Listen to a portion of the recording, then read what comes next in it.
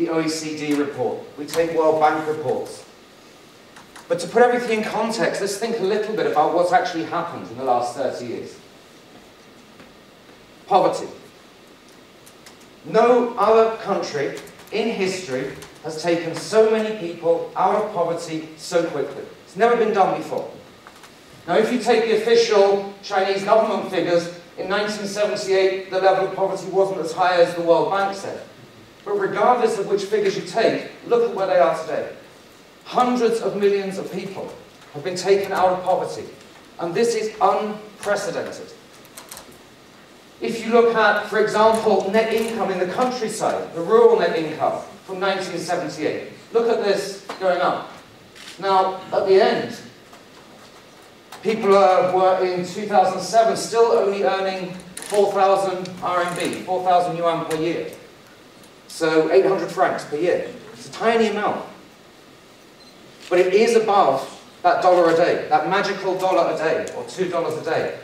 And look where it was before, here. And also what's interesting, if you look at this line here, grain production, they're not just earning more because they're producing more grain. There are more fundamental changes going on. And one of these changes is urbanization. People are moving from the country to the city. You've all seen this before. The reverse ski slope, GDP.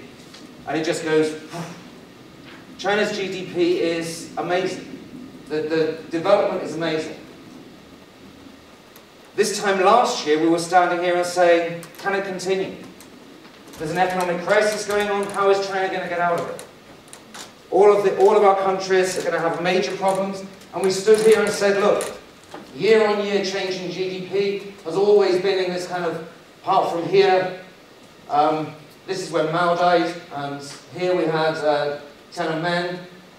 So, but apart from these two, it's always been in a 6 to 12% band. But it was falling out.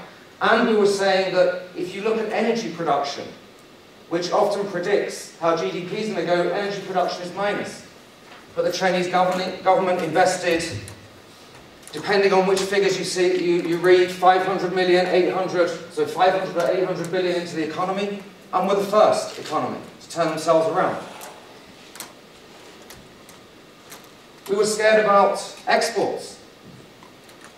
That China's economy was too dependent on exports. And if you look here across Asia, you see exports as a percentage of GDP. Singapore and Hong Kong, well over 100%. Singapore getting close to 200%. Hong Kong, 166%. But we were concerned that China, at around 40%, was too dependent on exports. And as the Western economies slowed down, then growth would slow in China. But it hasn't, really.